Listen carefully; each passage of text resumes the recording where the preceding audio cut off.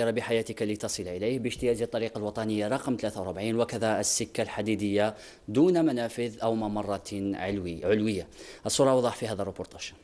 الشاطئ الغربي لبلدية سيدي عبد العزيز من أطول شواطئ جيجل، برمال نادرة تحاكي جبالا خضراء وغابات متنوعة من الأشجار، وفي غياب المنافذ فقد الشاطئ قيمته السياحية.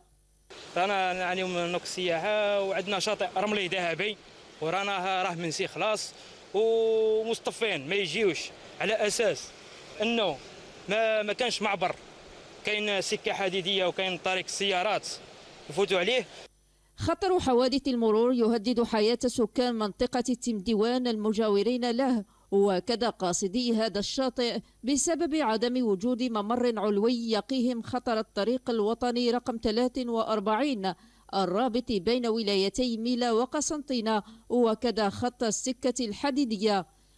حنا ناس تمديوان راك تشوفوا عندنا مشكل تاع السكة الحديدية طريق ناسيونال ولازم لنا ممر باش نهبطوا للبحر بيسك عندنا بلاج كبار شباب الله يبارك، وممتو كيديروا لنا الممر هنا باش الجامعه مره خلاف ان شاء الله ما نلقاوش صعوبات كبيره. الوصول الى الشاطئ يتطلب منك المجازفه، امر اصبح يشكل هاجسا مرعبا للمره لما يسببه الطريق من حوادث مأساويه خاصه خلال مواسم الاصطياف. نعاني من عده مشاكل اهمها تهيئه الطريق المؤدي الى البحر بحيث يفصلنا عنها الطريق الوطني. ليس غياب ممر علوي مشكل سكان تمديوان، فتأخر مشروع إنجاز مسجد بالمنطقة أثار استياء السكان. هذه الأرضية هي الأرضية اللي رايحين نقيموا عليها مسجد تمديوان اللي هو مسجد الفتح، والإجراءات اللي قمنا بها فيما يخص رخصة البناء عطتنا عدم الموافقة مديرية التعمير، والسبب هو إقامة ممر علوي للراجلين. انشغال المواطنين نقلناه إلى مكتب رئيس بلدية سيدي عبد العزيز فكان رده.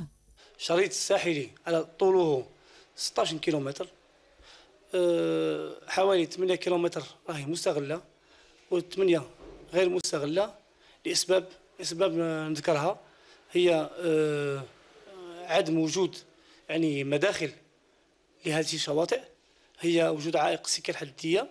هذا الشاطئ غير مستغل ونتمنى إن شاء الله أن نفتحه في المستقبل. التعجيل بإنجاز ممر علوي من أهم الأولويات التي يناشد بها المواطنون السلطات المعنية للحفاظ على أرواح من جهة ولإنعاش السياحة بالمنطقة من جهة أخرى.